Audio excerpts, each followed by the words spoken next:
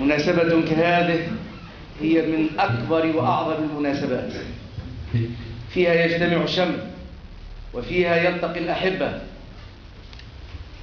باسمي وباسم الجمعيات في جزيرة جربة، وعلى رأسها الجمعية القرآنية وجمعية المعرفة، وكل أبناء الجزيرة يرحبون بسماحة الشيخ أحمد بن حمد الخليلي المفتي العام لسلطنة عمان. وقبل أن أواصل التعريف به والترحاب به، نفتتح هذه السهرة بتلاوة مباركة من الذكر الحكيم، ثم عودة إلى هذا الترحاب والتعريف بمناقب الشيخ وبأعماله وبمؤلفاته وبما قام به من عمل من أجل نصرة هذا الدين. فمع الذكر الحكيم من شبل من أشبالنا وأشبال هذه الجزيرة، ذكرنا بالاسم منذر الورشفاني، فليتفضل. هاي منذر.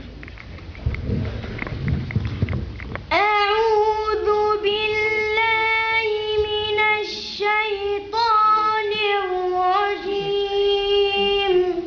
بسم الله الرحمن الرحيم. هل أتاك حديث الغاشية؟ وجوه يومئذ خاشعة عاملة ناصبة تصلى نارا حامية تسقى من عين آنية ليس لهم طعام إلا من ضريع لا يسمن ولا يغني من جوع. وجوه يومئذ ناعمة لسعيها راضية في جنة عالية لا تسمع فيها لاغية فيها عين جارية فيها سرر مرفوعة وأكواب موضوعة ونمارق مصفوفة وزرابي مبثوثة. أفلا ينظرون إلى الإبل كيف خلقت وإلى السماء كيف رفعت وإلى الجبال كيف نصبت وإلى الأرض كيف سطحت. فذكر إنما أنت مذكر لست عليهم بمسيطر إلا من تولى وكفر فيعذبه الله العذاب الأكبر. إن إلينا إيابهم ثم إن علينا حسابهم. صدق الله العظيم. صدق الله العظيم. بارك الله فيك. أحسنت. بارك الله فيك.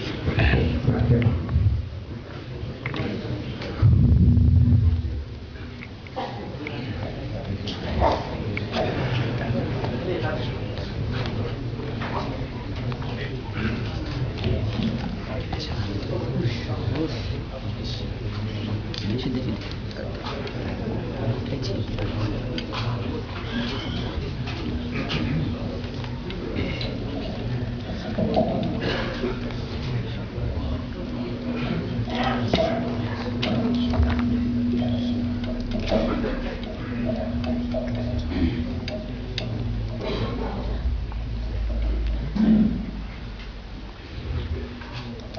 لله رب العالمين، والعاقبة للمتقين ولا عدوان إلا على الظالمين. الحمد لله، نفتتح هذه السهرة المباركة الطيبة الميمونة بترحابنا من جديد بشيخنا الفاضل الشيخ أحمد بن حمد الخليلي، أطال الله في عمره، جميع أبناء هذه الجزيرة كما ذكرت سالفا،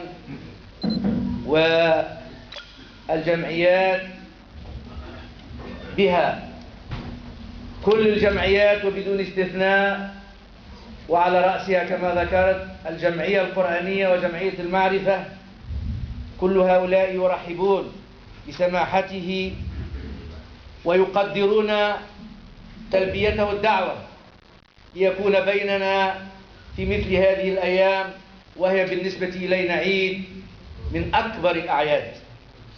نرحب به وبالوفد المرافق له، فمرحبا بهم في بلدهم تونس وفي جزيرتهم جربة وبين أهلهم وإخوانهم، فنقول لهم حللتم سهلا ونزلتم، حللتم أهلا ونزلتم سهلا. أيها الإخوة، استضافتنا لسماحة الشيخ تأتي في إطار مشاركته في فعاليات مؤتمر صندوق الزكاة المنعقد في تونس العاصمة الأسبوع الفارط، ضمن كوكبة من خيرة علماء الأمة وفقهائها، وهي فرصة تتاح لأبنائه في جربة كي يلتقوا به ويحققوا حلما طالما راودهم منذ عدة سنين. أيها الحضور الكريم، إن من كمال الترحيب بمقدم فضيلة الشيخ أن نعرفكم بشخصه الكريم، فنقول: هو أحمد ابن حمد الخليلي، المولود بجزيرة زنجبار سنة 1942، والتي قضى بها طفولته وشطرا من شبابه قبل أن يعود إلى بلده عمان. درس القرآن الكريم ومبادئ اللغة العربية والعلوم الشرعية، واصل بعد ذلك دراسته بشكل عصامي، مستفيدا من مشايخ زنجبار وقتئذ في علوم شرعية مختلفة كالعقيدة والفقه. اتصل شيخنا بالثقافة المعاصرة من خلال ما كان يرد على زنجبار من إنتاجات القاهرة الفكرية والثقافية، فجمع بين الأصالة والمعاصرة. في 20 من عمره يعود شيخنا إلى عمان، وهي في أمس الحاجة إلى علمه وإلى من يأخذ بيدها ويعيد لها مجدها التليد، مستفيدا من تجارب إصلاحية سابقة ليصبح في وقت وجيز علم عمان وممثلها في المؤتمرات العلمية المحلية والدولية. تولى التدريس في بهلة وبعد ذلك في مسقط. تولى كذلك إدارة الشؤون الإسلامية سنة 1974 ليصبح بعد سنة واحدة مفتيا عاما لسلطنة عمان. ومنذ ذلك الوقت وهو يمارس الإفتاء على رأس أعلى هيئة شرعية في عمان. ورغم مشاغل شيخنا اليومية واجتهاداته الشرعية ومهماته الرسمية المحلية منها والدولية، فقد خصص جزءا هاما من وقته للبحث والتأليف. ألف في التفسير جواهر التفسير أنوار من بيان التنزيل، وهو موجود الآن في المعرض. ألف في العقيدة الحق الدامر، وفي الفقه الفتاوى في 5 أجزاء، وكتاب أثر الاجتهاد والتجديد في تنمية المجتمعات الإنسانية، وكتاب القيم الإسلامية ودورها في حل المشكلات، وكتاب الدين والحياة، مما يؤكد على ارتباط اجتهاداته بواقع المسلمين فليس الأمر فقط فقه الأوراق بقدر ما هو أيضا فقه الحياة وكتاب العقل وغيرها من المؤلفات، والقائمة تطول والحمد لله على ذلك. أما منهجه في كل ما ألف وكتب هو منهج يقوم على الاعتدال والوسطية والعقلانية والتقريب بين المذاهب الإسلامية، أيضا المحافظة على المبادئ والأصول والاجتهاد في الفروع. يعتمد أيضا شيخنا في مؤلفاته ويعتقد اعتقادا جازما بأن الاختلاف ضرورة حتمية والشرع يحتم ذلك، والتنوع مطلوب لكن مع وجوب وحدة الصف. تأثر شيخنا بكتابات السابقين واللاحقين، تأثر بالزمخشري في كتابه الكشاف، وتأثر بشيخنا محمد الطاهر بن عاشور في كتابه التحرير والتنوير، وكان كثيرا ما يأخذ وينقل عنه إعجابا بهذا الشيخ الفاضل الذي نكن له جميعا كل الاحترام والتقدير. أيها الإخوة، الحديث عن مكانة شيخنا العلمية يحتاج إلى وقت أطول بكثير من سهرة تأتي بعد سنين وسنين. نحمد الله سبحانه وتعالى أن وفر لنا مثل هذه الظروف، وقد كنا محرومين منها، وهذه منة وعطية ربانية نشكره عليها. وقد نتدارك إخواني هذا النقص في التعريف بالشيخ وفي مؤلفاته في السهرات القادمة. لنا سهرات قادمة إن شاء الله في أجيم وفي غيرها، فقد نقع الآن في النقص من حيث التعريف والتقديم به وبمؤلفاته، وقد نتداركها مستقبلا. وأخيرا نجدد ترحابنا بالشيخ الفاضل وبالوفد المرافق له وبكل من جاء ليشاركنا هذه السهرة من داخل جربة ومن خارجها. وأقول أخيرا السلام عليكم ورحمة الله وبركاته. وعليكم السلام ورحمة الله. بعد هذه الكلمة الترحيبية نستمع إلى قصيد للمجموعة الصوتية تتفضل قبل أن نشرع في كلمة الشيخ.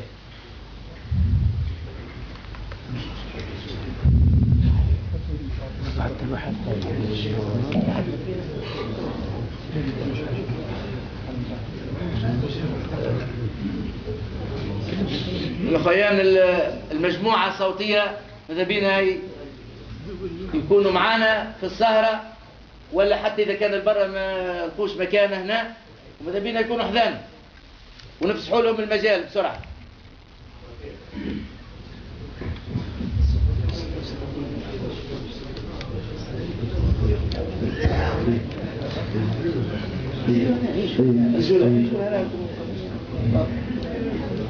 بالله يخلونا شوية المجموعة اشتركنا في السهرة.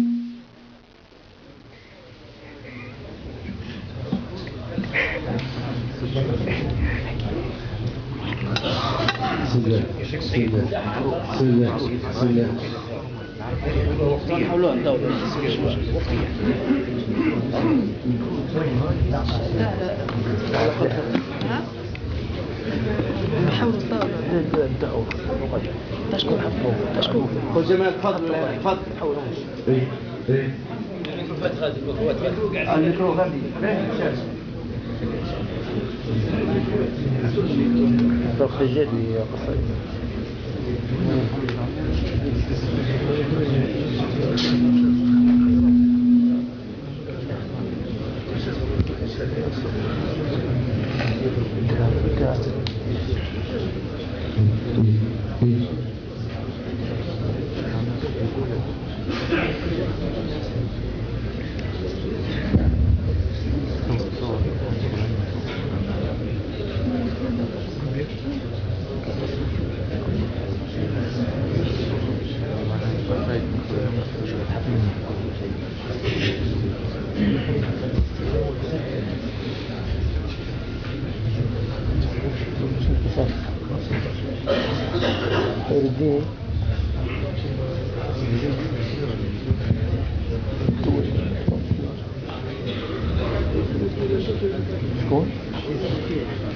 صل يا ربي وسلم صل يا ربي وسلم على النبي خير البرية صل يا ربي وسلم صل يا على النبي خير البرية روضة الهادي نبينا هويئت للمتقين روضة الهادي نبينا هويئت للمتقين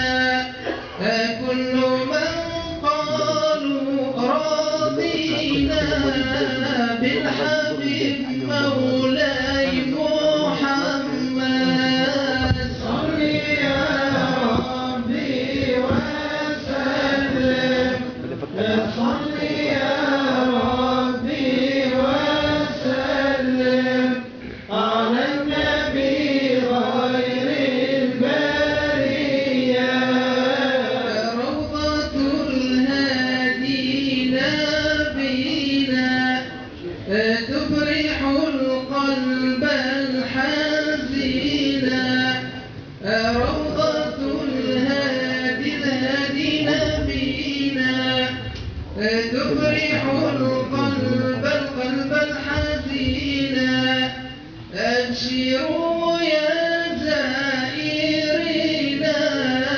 بالشفاعة من محمد صل يا ربي وسلم صل يا ربي وسلم على النبي خير البرية أين سادات الرجال أين أصحاب الكمال أين سادات الرجال أين أصحاب الكمال انتقوا من خير مالي قصد مولاي محمد صل يا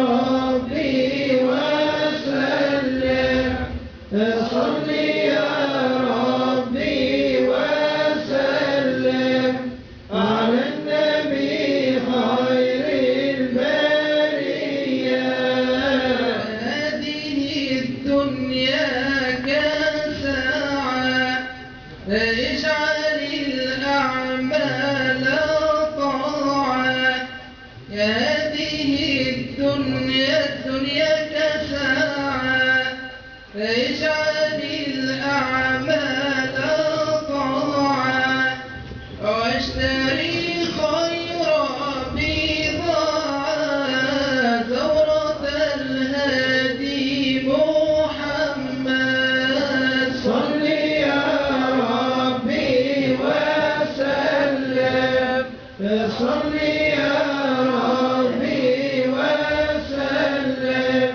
على النبي خير البرية هذه الدنيا تزول والبقاء ليس يطول هذه الدنيا تزول والبقاء ليس يطول فكل من يمشي يقول كن شفيعي يا محمد صل يا ربي وسلم صل يا ربي وسلم على النبي خير البرية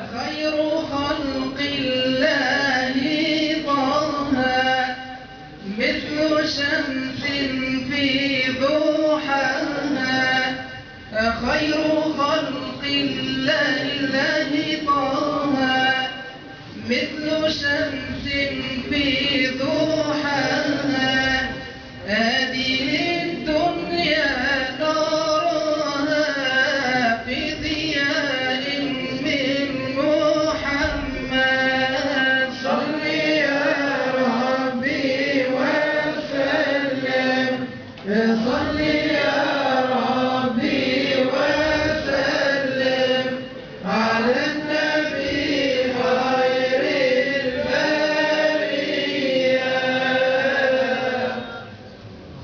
اللهم صل وسلم وبارك عليه.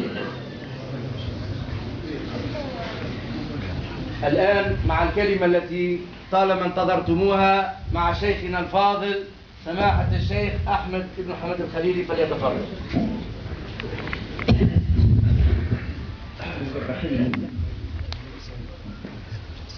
الحمد لله حق حمده. الحمد لله الذي شرع لنا الإسلام دينا شامخا بنيانه متينة أركانه واضحا برهانه معجزا بيانه. سبحانه له الحمد حمدا يوافي نعمه ويكافئ مزيده، حمدا لا حد لغايته ولا أمد لنهايته، يفوق حمد الحامدين ويربو على شكر الشاكرين. وأشهد أن لا إله إلا الله وحده لا شريك له، خلق فسوى وقدر فهدى وله الحمد في الآخرة والأولى. وأشهد أن سيدنا ونبينا محمدا عبده ورسوله، أرسله الله هاديا وبشيرا ونذيرا وداعيا إلى الله بإذنه وسراجا منيرا. صلى الله وسلم عليه وعلى آله وصحبه أجمعين وعلى تابعيهم بإحسان إلى يوم الدين. أما بعد، فأشكركم أيها المؤمنون على حضوركم في هذا المسجد المبارك الميمون، وأحييكم بالتحية اللائقة، تحية الإسلام والسلام، تحية الإيمان والأمان. فالسلام عليكم جميعا ورحمة الله وبركاته. وما أسعد هذه الفرصة أن يجمعنا الله سبحانه وتعالى بهذا الشتيت من المؤمنين في هذا المسجد المبارك وفي هذه الجزيرة العريقة ذات التاريخ التليد والمجد العتيد. هذه الجزيرة التي عرفت بجهادها وصبرها ومقاومتها للغزاة الصليبيين وتحديها بكبريائهم حتى تهشمت كبرياؤهم على صخرة صمودها. ولا ريب أن الأخلاف إنما هم من الأسلاف، فنرجو من الجميع أن تكونوا على هذا النهج الذي سار عليه سلفكم الصالح. هذا وخير ما نتحدث به هنا هو الإسلام دين الله تعالى الحق، وخير ما نستلهم منه حديثنا كتاب الله. فالله تعالى يقول: إن الدين عند الله الإسلام. نعم، إن الدين عند الله الإسلام. لقد شرع الله سبحانه وتعالى الإسلام دينا قيما ملة إبراهيم، أو دينا قيما. وسامحوني إن قرأت بغير ما تقرؤون، لأنني أقرأ بقراءة عاصم ورواية حفص، فقد تجدون كثيرا من الكلمات التي أذكرها من كتاب الله ليست وفق القراءة التي تقرؤون بها. شرع الله سبحانه وتعالى لعباده هذا الدين وقال: إن الدين عند الله الإسلام. ولا بد من أن ننظر في الكلمتين، كلمة الدين وكلمة الإسلام. كلمة الدين مأخوذة من دان يدين بمعنى قاد وأذعن، وكلمة الدين تأتي بمعاني متعددة، فقد تأتي بمعنى الانقياد والاستسلام، وقد تأتي بمعنى الطاعة، وقد تأتي بمعنى المعصية، وقد تأتي بمعنى الغلبة. كلمة الدين لها معاني متعددة، وإنما يراد هنا بكلمة الدين الانقياد المطلق من الإنسان لله سبحانه وتعالى. وقد عرف العلماء الدين بأنه وضع إلهي سائق لذوي العقول السليمة باختيارهم المحمود إلى ما هو خير لهم بالذات. نعم، هذا هو الدين، ولا بد للإنسان من دين، ودينونة الإنسان إنما استجابة منه لنداء الفطرة الذي يجلد من أعماق نفسه. فكل أحد يحس بالخواء الروحي والفراغ الفكري عندما يكون غير متدين، ولكن مع هذا كله فإن الدين لا يخضع لمقاييس الإنسان وتجاربه وعقله وفكره، وإنما لا بد من أن يكون من عند الله سبحانه وتعالى الذي له الخلق والأمر والحكم والقهر. إن الحكم إلا لله، أمر أن لا تعبدوا إلا إياه. ولا ريب أن الإنسان مهما أوتي من طاقات العقل فإن عقله طاقة محدودة كسائر طاقاته، كما أنه أيضا يتأثر بمؤثرات شتى، يتأثر بمؤثرات نفسية ويتأثر بمؤثرات اجتماعية. فقد يختلف الاثنان وهما يعيشان في بيئة واحدة فيما يستحسنانه ويستقبحانه، وقد يختلف الإنسان مع غيره بسبب البيئة التي يعيش فيها ويتقدم في أعطافها. فلذلك كان أمر الدين لا يخضع لتجارب البشر، وإنما هو من أمر الله سبحانه وتعالى وحده. والله تعالى أرسل رسله وأنزل كتبه بالدين، وقد اختار الله تعالى الإسلام ليكون هو دين البشرية جميعا، هو دين الأنبياء جميعا. فكل رسول من رسل الله سبحانه وتعالى إنما أرسل برسالة الإسلام.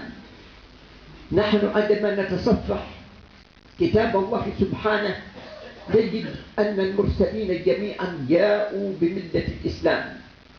والله تعالى يقول: شرع لكم من الدين ما وصى به نوحا والذي أوحينا إليه وما وصينا به إبراهيم وموسى وعيسى أن أقيموا الدين ولا تتفرقوا فيه. وأنتم ترون في هذه الآية يقول: إن الدين عند الله الإسلام، ويقول: ومن يبتغي غير الإسلام دينا فلن يقبل منه.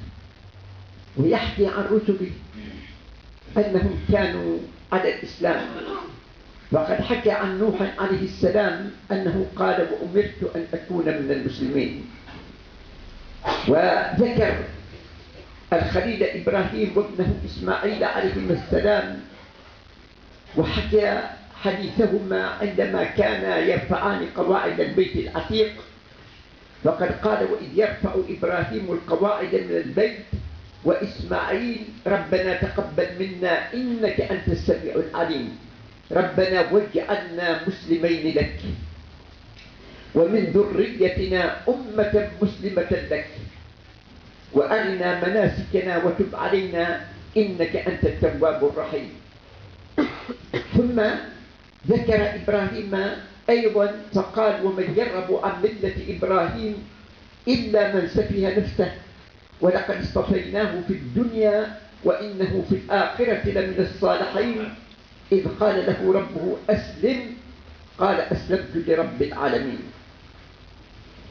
ولم يقف الأمر عند هذا الحد، بل كانت هذه هي وصية إبراهيم ويعقوب عليهما السلام، فكل واحد منهما وصى بنيه بالإسلام.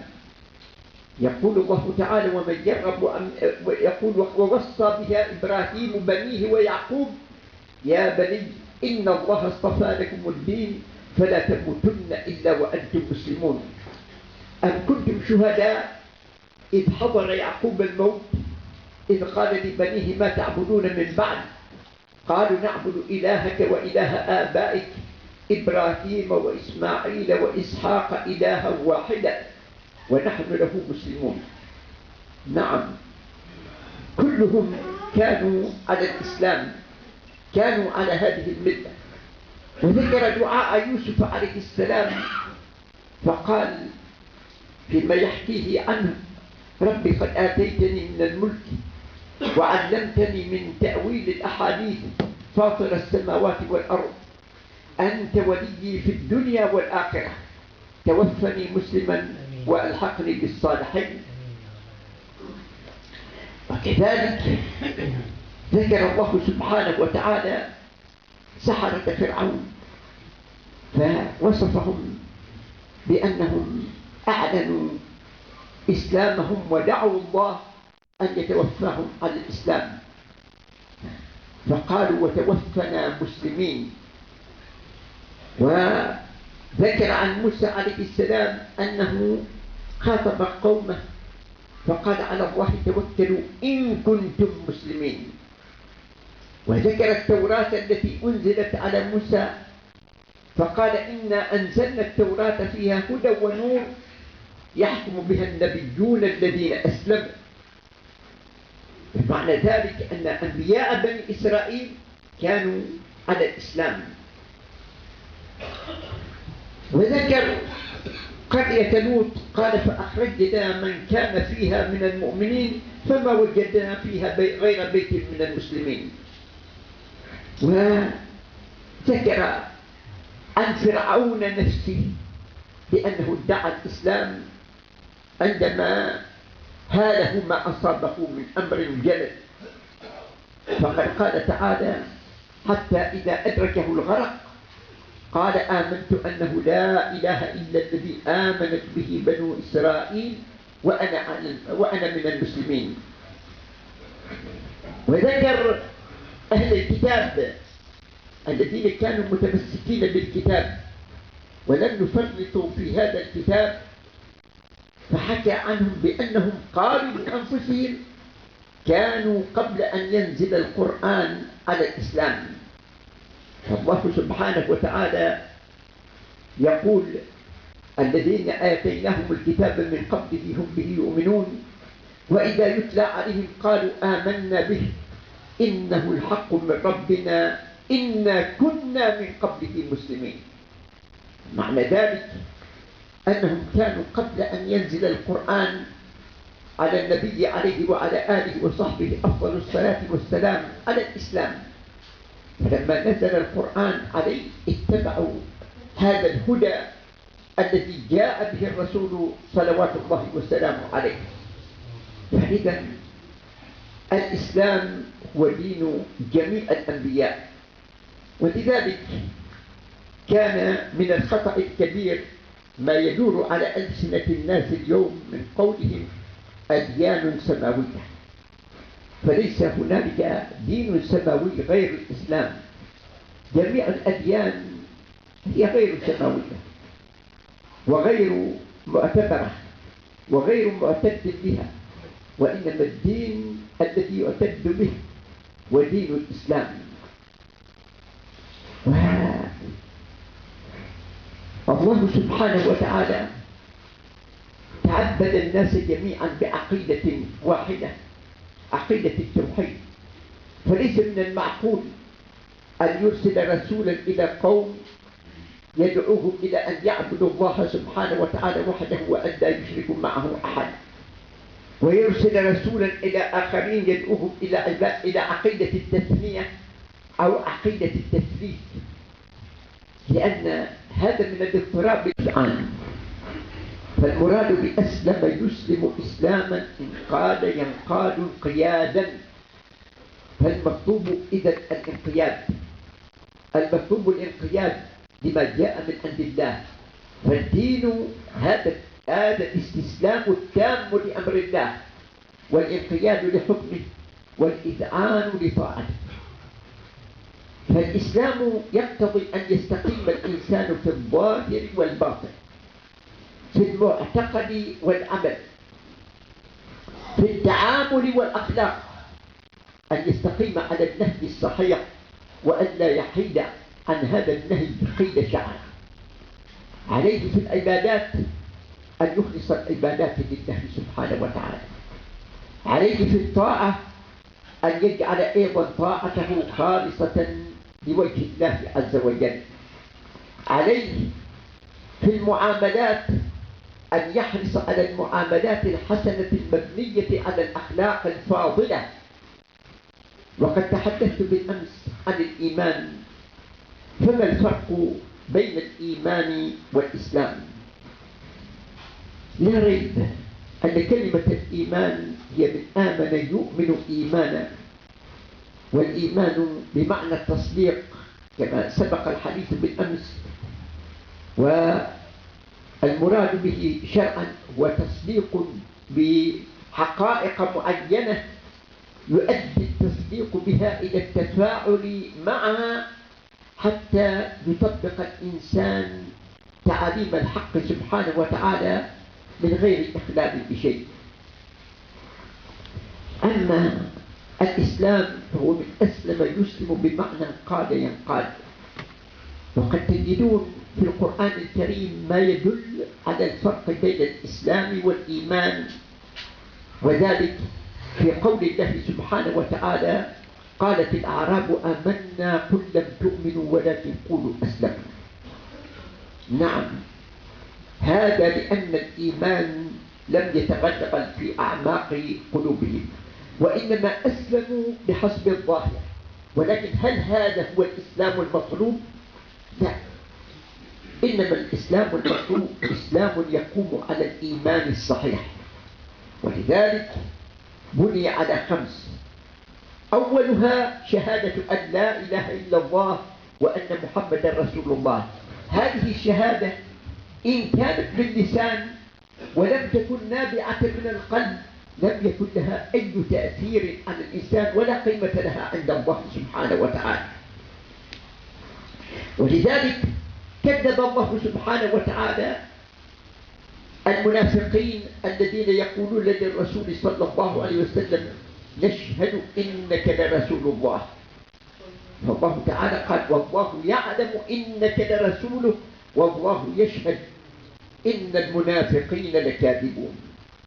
فإذا الإسلام المطلوب هو يجامع الإيمان من حيث إنه يشتمل على مشتملات الإيمان. ونستطيع أن نقول بأن الإيمان هو الحقيقة الباطنة للإسلام، وأن الإسلام هو الصورة الظاهرة للإيمان، فهما متكاملان وليس بينهما خلاف. الإسلام هو الإيمان والإيمان هو الإسلام، وهذا قاله كثير من المحققين، واستدلوا لذلك بقول الله سبحانه وتعالى: فأخرجنا من كان فيها من المؤمنين فما وجدنا فيها غير بيت من المسلمين. نعم، أولئك المؤمنون هم المسلمون الذين عناهم الله سبحانه وتعالى هنا. فالإسلام إذن إنما هو الصورة الظاهرة للإيمان، بحيث يجسد الإنسان إيمانه بالأعمال الظاهرة. والإيمان هو الحقيقة الباطنة للإسلام، لأنه ينطوي عليه الإنسان في سريرته ولا يكون بينه وبين ما يظهره أي نشاز وأي خلاف. ونحن نرى أن الله سبحانه وتعالى يبين لنا ما هو الإسلام المطلوب من العباد. نعم، يبين لنا ذلك في قوله قل إنني هداني ربي إلى صراط مستقيم دينا قيما ودينا قيما كما تقرؤون دينا قيما ملة إبراهيم حنيفا وما كان من المشركين قل إن صلاتي ونسكي ومحياي ومماتي لله رب العالمين لا شريك له وبذلك أمرت وأنا أول المسلمين. هذا هو الإسلام المطلوب، أن يكون كل شيء لله سبحانه وتعالى. فالصلاة التي هي عماد الدين تكون لله، ومعنى ذلك أن الدين كله يكون لله. والنسك وهو من الأعمال التي في ظاهرها أيضا منافع دنيوية للعباد يجب أن يكون أيضا لله. والمحيا يجب أن يكون لله، والممات يجب أن يكون لله. فإذا الإسلام المطلوب هو الإسلام الذي يجمع العقيدة الصحيحة والأعمال الصالحة والأخلاق الفاضلة، بحيث يتجسد هذا الإسلام في كل جزئية من جزئيات الأعمال التي يعملها المسلم. ونحن نرى أن الإسلام كما جاء في الحديث الصحيح عن رسول الله صلى الله عليه وسلم بني على 5. أول هذه ال5 شهادة أن لا إله إلا الله وأن محمدا رسول الله. هذه الشهادة على ماذا تدل وماذا تقتضي؟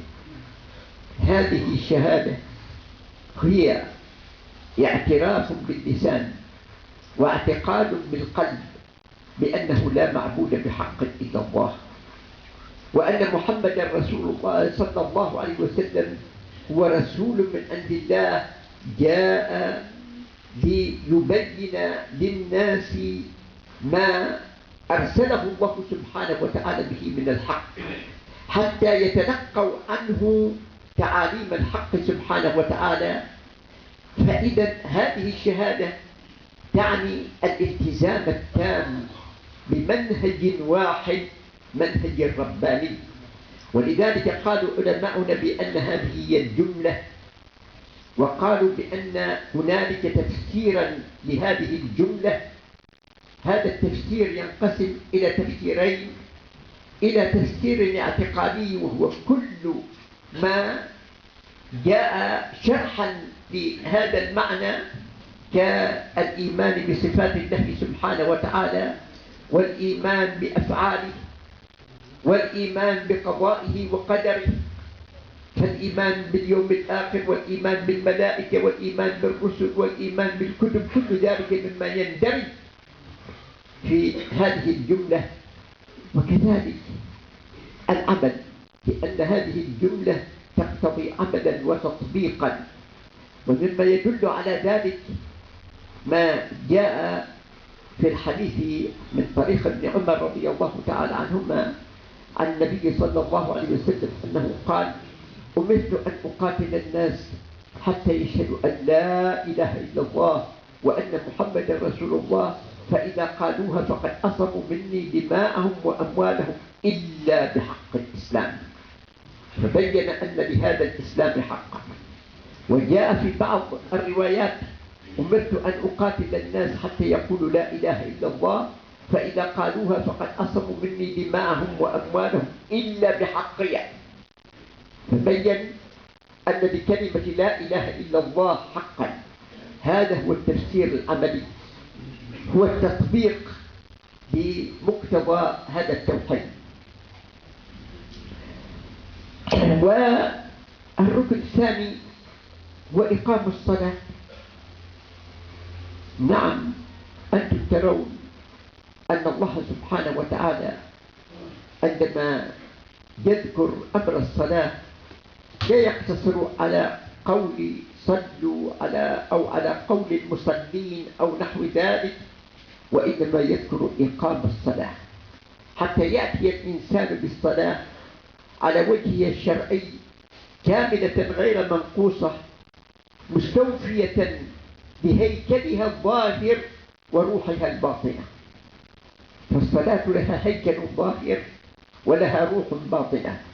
هيكلها الظاهر ما يأتي به الإنسان من الأعمال، من ذكر الله سبحانه أو ركوع أو سجود أو قيام أو قعود مع السكينة والطمأنينة. هذا هو الجسم الصلاة. ولكن الجسم عندما يكون فاقد الروح لا يكون له أي أثر، وروح الصلاة إنما هي الخشوع. ولذلك نجد أن الله سبحانه وتعالى وعد بالفلاح الخاشعين في الصلاة، حيث قال: قد أفلح المؤمنون الذين هم في صلاتهم خاشعون. هذه الصلاة لا بد من أن تستجمع روحها وهيكلها، وإلا كانت ميتة إن لم تستكمل روحها وجسمها. فالصلاة الذي يلعب في صلاته هي عادة وليست بعبادة، فلا يكون لها تأثير على النفس. هذه الصلاة هي تشبه صلاة الإنسان يوم كان طفلا يحاول أن يحاكي أباه في صلاته. وإنما الصلاة يجب أن تكون عبادة مستوفية لروحها وجسمها. هذه الصلاة لا بد من أن تؤثر أثرا كبيرا، أثرا نفسيا وأثرا اجتماعيا. فهي تطهر الإنسان من جميع الأرجاس، وتقيم العلاقة الحسنة بين عباد الله تعالى المؤمنين، وتهذب الأخلاق في طبيعة المصلي حتى يكون على خلق يرضاه الله سبحانه وتعالى. فالله تعالى يقول: وأقم الصلاة إن الصلاة تنهى عن الفحشاء والمنكر. ويبين سبحانه وتعالى أن هذه الصلاة من شأنها أن تمحق من نفس الإنسان خصالا كأنما جبلت هذه النفس عليها، وهي خصال مذمومة. فقد قال تعالى: إن الإنسان خلق هلوعا إذا مسه الشر جزوعا وإذا مسه الخير منوعا إلا المصلين الذين هم على صلاتهم دائمون. وبعد أن وصفهم بكثير من الصفات اختتم هذه الصفات بقوله: والذين هم على صلاتهم يحافظون. وليس افتتاح هذه الصفات واختتامها بذكر الصلاة إلا بما للصلاة من أثر في تهذيب هذه النفس البشرية. وقد بين سبحانه وتعالى أن الصلاة عندما تؤدى على غير وجهها الشرعي، بحيث يكون الإنسان لاهيا عنها غير مكترث بها، فإن هذه الصلاة تكون سبب الوبال عليه، إذ هي تدفع إلى الكثير من المخالفات الشرعية، بل ربما دفعته حتى إلى عدم المبالاة بالدين رأسا. فالله تعالى يقول: أرأيت الذي يكذب بالدين فذلك الذي يدع اليتيم ولا يحض على طعام المسكين. ثم قال: فويل للمصلين الذين هم عن صلاتهم ساهون. كان السياق يقتضي أن يقول فويل لهم، ولكن بدلا من أن يقول ذلك ويأتي بالاسم المظهر جاء بالمضمر، وكان هذا المضمر المصلين الذين هم عن صلاتهم ساهون، لأجل بيان أن السهو عن الصلاة هو سبب لكل ما تقدم من التكذيب بالدين ودع اليتيم وعدم الحض على طعام المسكين. بل هذه الصلاة عندما تؤدى على هذا النحو تكون سببا للرياء ولمنع المعون.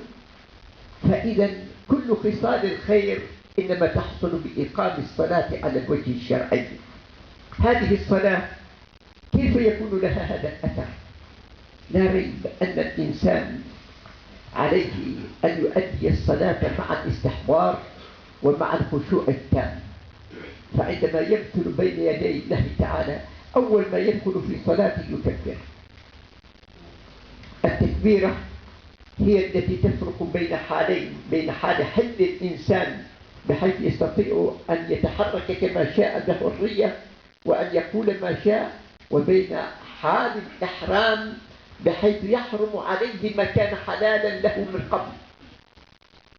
هذه التكبيرة لها أثر كبير في نفس الإنسان عندما يستحضر الإنسان معناها، لأنها تذكر الإنسان بأن الكبرياء لله تعالى وحده. فإن كان هو من الذين ابتلوا في هذه الدنيا بالمناصب والمراتب أو بالأموال أو بالجاه أو بأي شيء من هذا القبيل، فإنه بمجرد ما ينطق بهذه الكلمة يتطامن ويسكن ويخضع وينقاد، لأنه يشعر أن الكبرياء لله وليس له نصيب فيه.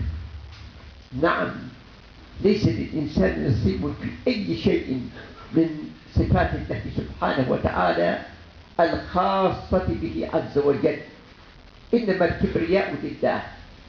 فهذا الإنسان لا يتطاول على مسكين أو على محتاج أو على ضعيف أو على أي أحد ممن يحتقرهم الناس عادة، وإنما يشعر أن ذلك أخوه في الإسلام، وأنه لا يفضله بشيء إلا بقدر ما يقترب من الله تعالى بالطاعة وحسن العمل، على أن تطاوله عليه وتكبره عليه ينافي قربه من الله سبحانه وتعالى. وإن كان بعكس ذلك أيضا، بحيث يكون من الفقراء المحتقرين في مجتمعاتهم المزدرى بهم، فإنه بمجرد ما ينطق بهذه التكبيرة يشعر بالاعتزاز بصلته بالله، لأنه خاضع لله تعالى وحده، وعلى كل أحد أن يخضع لله. فهو إنما يتمكن من أن يتقدم الآخرين بحسب ما يتقرب إلى الله تعالى بالطاعة وحسن العمل والخضوع للجلال. فإذا استعاذ بالله من الشيطان الرجيم ذكرته هذه الاستعاذة الحرب الضروس التي تدور بينه وبين الشيطان، فإن الشيطان أقسم بعزة الله أن يردي هذا الإنسان حتى يكون من الهالكين والعياذ بالله.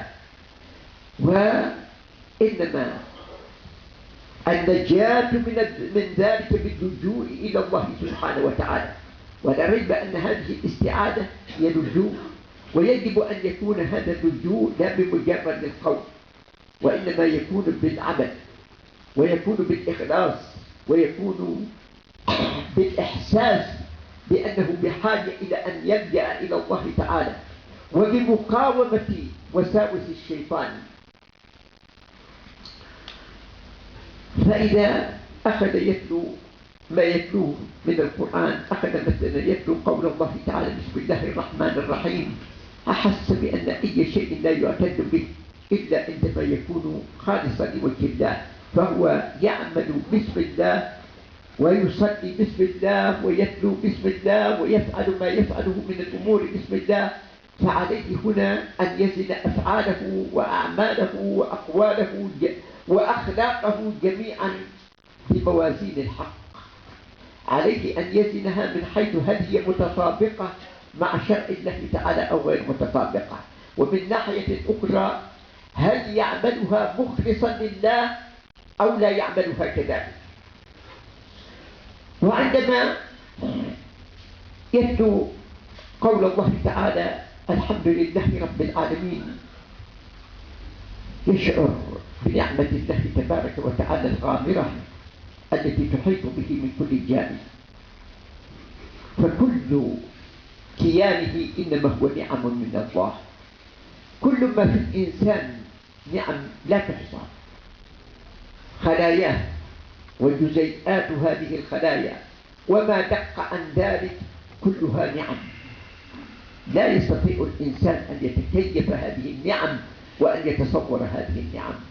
هذه النعم تستوجب شكر الله تعالى، وذلك بأن يحس بأنه عاجز عن شكره، مهما قام بالحق الذي عليه فإنه مع ذلك عليه أن يشعر بأنه عاجز عن شكر أي نعمة من هذه النعم.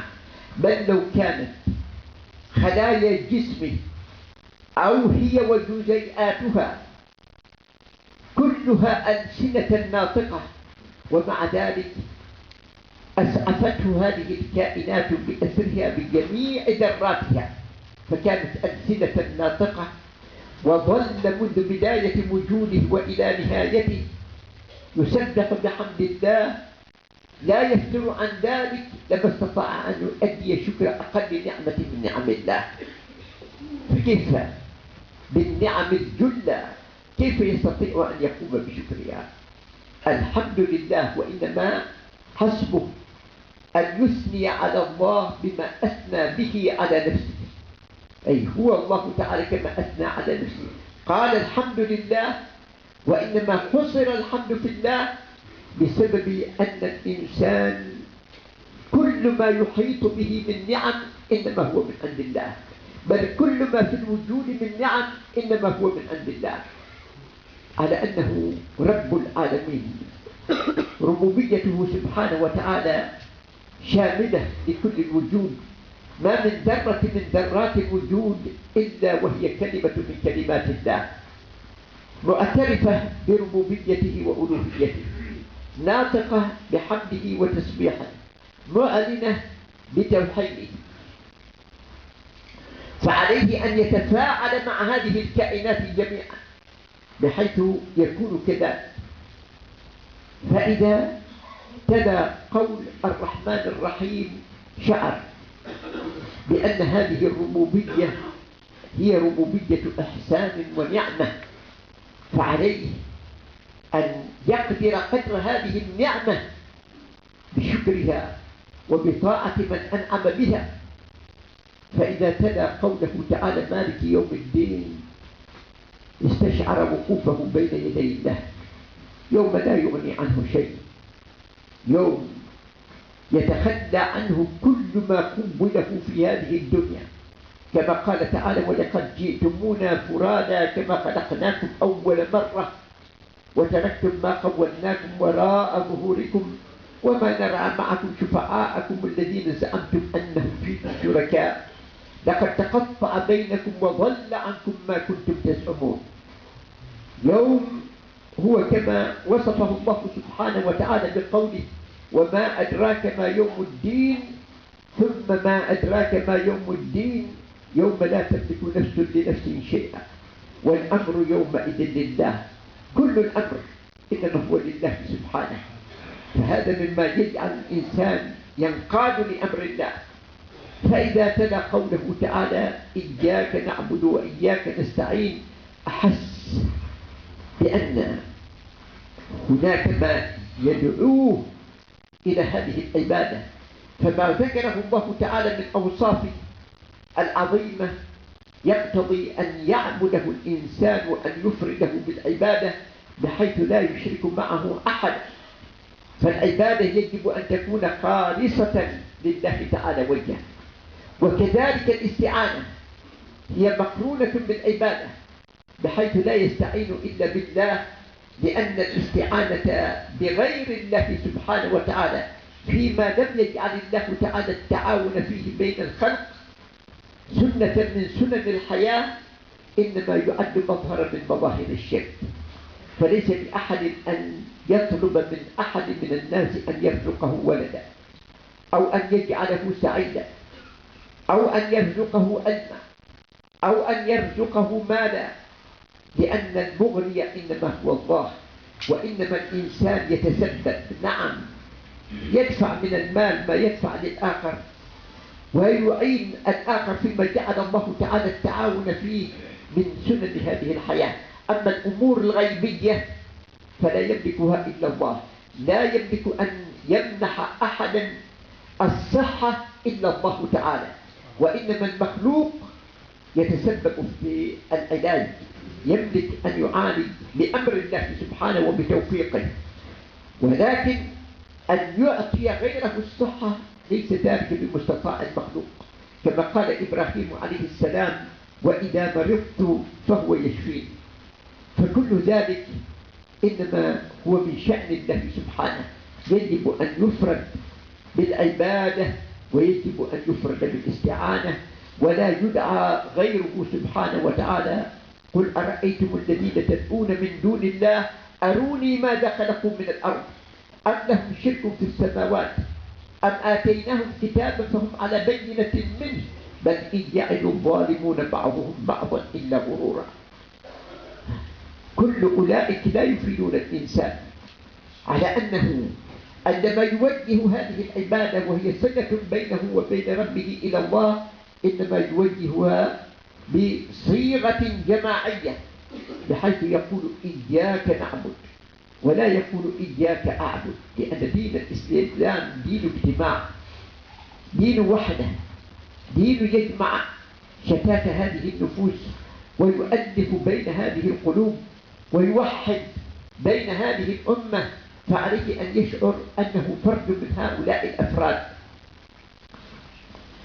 فإذا تلا قول الله تعالى اهدنا الصراط المستقيم صراط الذين أنعمت عليهم غير المغضوب عليهم ولا الضالين، شعر أنه بين طريقين، طريق يؤدي إلى السعادة وهو طريق الذين أنعم الله عليهم من النبيين والصديقين والشهداء والصالحين وحسن أولئك رفيقا، وطريق يؤدي إلى الشقاوة والعياذ بالله وهو طريق المغضوب عليهم والضالين. فعليه أن يتفادى سلوك طريق المغضوب عليهم والضالين، وعليه أن يحرص على أن يكون سالك الطريق الذين أنعم الله عليهم من النبيين والصديقين والشهداء والصالحين وحسن أولئك رفيقا. ثم ما يتلوه في صلاته أو ما يسمعه من تلاوة القرآن كل من ذلك يذكره بالله، فكل كلمة من هذه الكلمات تشع نورا في قلبه وتحيي موات نفسه وتذكره بالله سبحانه وتعالى وتذكره باليوم الآخر. لذلك كانت الصلاة تنهى عن الفحشاء والمنكر. عندما يؤديها الإنسان على هذا النحو، عندما يؤديها على هذا الوجه، بحيث تكون مستجمعة لهيكلها الظاهر وروحها الباطنة. ومع ذلك هذه الصلاة شرعت في الجماعات، الصلوات الخمس وصلاة الجمعة شرعت في الجماعات. لماذا؟ لأجل الربط ما بين القلوب في ظلال العبودية لله. عندما يجتمع المسلمون في هذه الأماكن المقدسة في مساجد الله التي أذن الله أن ترفع ويذكر فيها اسمه، يسبح له فيها بالغدو والآصال رجال لا تلهيهم تجارة ولا بيع عن ذكر الله وإقام الصلاة، تتوحد قلوبهم وتتوحد مشاعرهم وتتآلف هذه القلوب حتى تكون كقلب رجل واحد، كما قال النبي صلى الله عليه وسلم: ترى المؤمنين في توادهم وتراحمهم وتعاطفهم كمثل الجسد إذا اشتكى منه عضو تداعى له سائر الجسد بالحمى والسهر. فإذا انفلت المصلي من صلاته وقد أداها على هذا النحو انفلت طاهرا نقيا سليما من كل الكدورات التي تدنس هذه النفس، كما أنه ينفلت من صلاته وهو عضو فعال في مجتمعه، لأنه يصبح في هذه الحياة أداة تعمير لا أداة تدمير. فإذا أثرت عليه شؤون الحياة بانغماسه فيها وخوضه غمارها، فإن المؤذن يذكره مرة أخرى بهذا العهد الذي بينه وبين ربه ليجدده مرة أخرى عندما يقول له: حي على الصلاة حي على الفلاح، فيتسارع إلى التلبية داعي الله سبحانه وتعالى ليرد من هذا المعين الدفاق وليتطهر بهذا المعين الطهور. وقد قرب النبي صلى الله عليه وسلم هذه الصورة إلى الأذهان عندما قال: أرأيتم لو أن على باب أحدكم نهرا جاريا غمرا ينغمس فيه كل يوم وليلة 5 مرات أيبقى من درجه شيء؟ قالوا: لا يا رسول الله. قال: فذلك مثل الصلوات ال5. وإذا جينا إلى الزكاة فلا ريب أن الزكاة أيضا تطهر النفس البشرية طهارة بالغة، لأن هذه الزكاة كما سميت هي زكاة، فهي زكاة بمعنى طهارة، وهي زكاة بمعنى نماء. كلمة زكاة تعني النماء وتعني الطهارة، فهي نماء للأخلاق الفاضلة، وهي طهارة من الأخلاق غير الحميدة، لأن طبيعة الإنسان تميل إلى المال، فقد جبلت نفوس البشر على حب المال حبا جما، كما قال الله تعالى في وصف الإنسان: وإنه لحب الخير لشديد. وقال: وتحبون المال حبا جما. فالإنسان بطبيعته يحب المال، وعندما يستحكم حب المال في نفسه يغدو جبلة خسيسة خطيرة تؤدي إلى قطع الصلة بينه وبين أقرب القرابات إليه، فلا يبالي بأي قرابة، بل ربما يعتدي حتى على أبيه، ربما يقتل حتى أباه لأجل أن يستأثر بماله ويحوز تركته، وذلك لغليان هذه الشهوة في نفسه. ولكن بماذا يسكن هذا الغليان؟ إنما يسكن بالإنفاق، بدفع هذا المال إلى المستحقين. عندما يتعود الإنسان الإنفاق يصبح الإنفاق ملكة في نفسه تدفعه إلى الخير، لأنها تفجر في نفسه مشاعر الرحمة، فإذا رأى المحتاجين والضعفاء شعر بالرحمة تجاههم، وهكذا. ولذلك قال الله تعالى: خذ من أموالهم صدقة تطهرهم وتزكيهم بها. أما الصيام فهو لا ريب سبب لتطهير هذه النفس من أرجاس المعاصي، وسبب لترويض هذه النفس حتى تتحمل الصبر والشدائد في طاعة الله تعالى، وسبب لتحلية هذه النفس بالأخلاق الفاضلة. فالله تعالى يقول: يا أيها الذين آمنوا كتب عليكم الصيام كما كتب على الذين من قبلكم لعلكم تتقون. لأن الصيام ليس هو مجرد الكف عن أكل والشرب ومباشرة النساء فحسب، بل الصيام مع ذلك وضبط النفس وقيد الجوارح حتى لا تقارف النفس أي معصية من معاصي الله. ودليل ذلك من الحديث الشريف في حديث ابن عباس رضي الله تعالى عنهما: ولا صوم إلا بالكف عن محارم الله. وفي حديث أبي هريرة رضي الله عنه أن النبي صلى الله عليه وسلم قال: من لم يدع قول الزور والعمل به فليس لله حاجة في أن يدع طعامه وشرابه.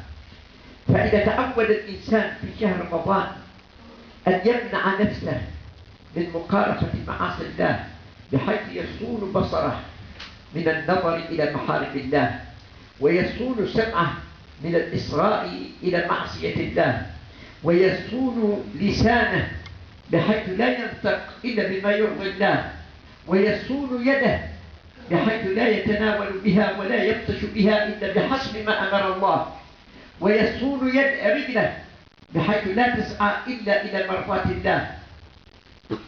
فإنه ولا ريب عندما يكون على هذه الحالة يتعود ذلك في سائر عامه، فيستطيع أن يضبط نفسه ويصون نفسه من مقارفة معاصي الله سبحانه وتعالى. والصيام مع هذا كله هو مدرسة أخلاقية يتروض فيها الإنسان على الأخلاق الفاضلة. فإن النبي صلى الله عليه وسلم يقول: الصيام جنة، فإذا كان يوم صوم أحدكم فلا يرتد ولا يجهل، فإن أحد سابه أو قاتله فليقل إني صائم. نعم، إنه مطالب بأن يقول إني صائم. ليس له أن يقابل الإساءة بإساءة، وإنما يقابل الإساءة بإحسان. لما ذلك؟ لأنه في عبادة مقدسة تتنافى قدسيتها التشفي والانتقام. وهو عندما يقول إني صائم إنما يذكر نفسه بهذه العبادة فيصونها عن التشفي والانتقام، كما يذكر الطرف الآخر الذي صدرت منه الإساءة بأن ما كان منه يتنافى مع صيامه إن كان هو من المسلمين. وإن لم يكن من المسلمين فحسبه أن يسمع هذه الكلمة ليتنبه فيما في الإسلام من مناقب وخصال حميدة والترويض على طاعة الله سبحانه وتعالى وتعويد على الأخلاق الحسنة. وإذا جينا إلى الحج فلا ريب أن الحج هو موسم يجمع شتيتا من عباد الله يأتون من بقاع مختلفة من أرض الله فيلتقون هنالك وينصهرون جميعا في مؤتقة واحدة، بحيث يترك كل واحد منهم عاداته ويتخلى كل واحد منهم عن مألوفه، وإنما يحرص كل واحد منهم أن ينسجم مع الآخرين. يتجرد الجميع في ذلك الثوبين من غير فرق بين حاكم ومحكوم، وبين سيد ومسؤول، وبين قريب وبعيد، وبين بغيض وحبيب، وبين أبيض وأسود. الجميع ينصهرون في مؤتقة واحدة ويرددون بلسان واحد: لبيك اللهم لبيك، لبيك لا شريك لك لبيك، إن الحمد والنعمة لك والملك لا شريك لك. هذا هو الحج. وقد ذكره الله تعالى مقترنا بالتقوى كثيرا في القرآن، فعندما قال وأتموا الحج والعمرة لله ختم هذه الآية بقوله واتقوا الله إن الله شديد العقاب. ثم قال الحج أشهر معلومات فمن فرض فيهن الحج فلا رفث ولا فسوق ولا جدال في الحج، وما تفعل من خير يعلمه الله، وتزودوا فإن خير الزاد التقوى واتقوني يا أولي الألباب. وكذلك قال واذكروا الله في أيام معدودات فمن تعجل في يومين فلا إثم عليه ومن تأخر فلا إثم عليه لمن اتقى، واتقوا الله واعلموا أنكم إليه تحشرون. وقال ومن يعظم شعائر الله فإنها من تقوى القلوب. وقال في البن وهي تساق هناك لن ينال الله لحومها ولا دماؤها ولكن يناله التقوى منكم. فإذا الحج هو يغرس روح التقوى في نفس الإنسان، وهو من دواعي التآلف والتقارب، من دواعي إلى أن ينقلب الإنسان إلى أهله عندما يعود إليهم من الحج وهو رحيم بر لطيف يلطف بأهله ويلطف بجيرانه ويلطف بأرحامه ويلطف بالمسلمين جميعا، بل يلطف بالجنس البشري، لأنه يحب الخير للإنسانية كلها، يحب أن يهتدي الناس بهذا الخير وأن يتبعوا هذا الحق. وهكذا كل ما نجده في هذا الإسلام دين الله تعالى الحق إنما هو سبب لترسيخ القيم الفاضلة وسبب لمحو الفوارق بين الناس حتى يكونوا جميعا أمة واحدة كما أمرهم الله سبحانه وتعالى، وسببا لأن تذوب الفوارق بينهم وأن تتحطم الحواجز وأن تتبخر النعرات. فالصلاة يلتقي فيها القوي والضعيف والقريب والبعيد والحاكم والمحكوم والسيد والمسود والأبيض والأسود، وهم منتظمون في صفوفهم يركعون معا ويسجدون معا ويؤدون واجباتهم معا بطريقة واحدة منتظمة. هذا مما يؤدي إلى تآلف القلوب فيما بينهم.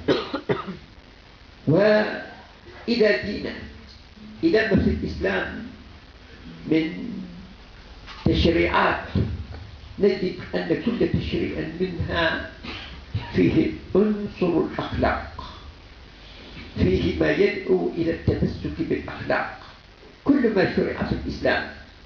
والآن لا يمكننا في هذه الجلسة القصيرة أن نستوعب ذلك، ولكننا نؤخر الحديث عن ذلك إن شاء الله إلى جلسة تالية لنكمل هذا الحديث، والله تعالى ولي التوفيق. وصلى الله وسلم على سيدنا ونبينا محمد وعلى آله وصحبه أجمعين، والسلام عليكم ورحمة الله وبركاته. بارك الله.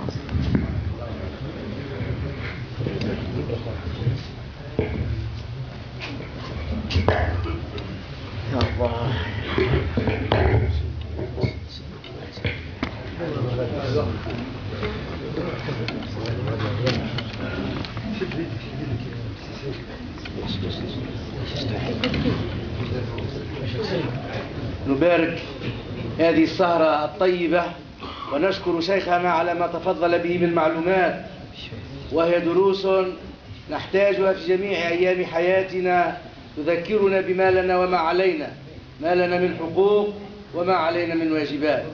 بارك الله فيه على ما تفضل به من معارف نحن في أمس الحاجة إليها. ولأن الشيخ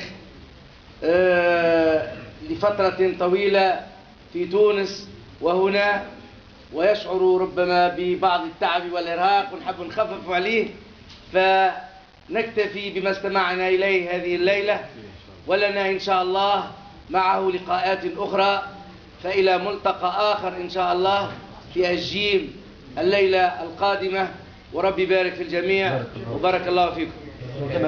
جامع لحوانيت. لا لا مش في الملقا، في جامع لحوانيت. بارك الله في الجميع. استصبحوا شيخنا الجليل، معناها نحب يبين لنا التصرف. لا شيخ حبينا الشيخ تعب وزاك بسيف. ربي يبارك فيكم الكل وجزاكم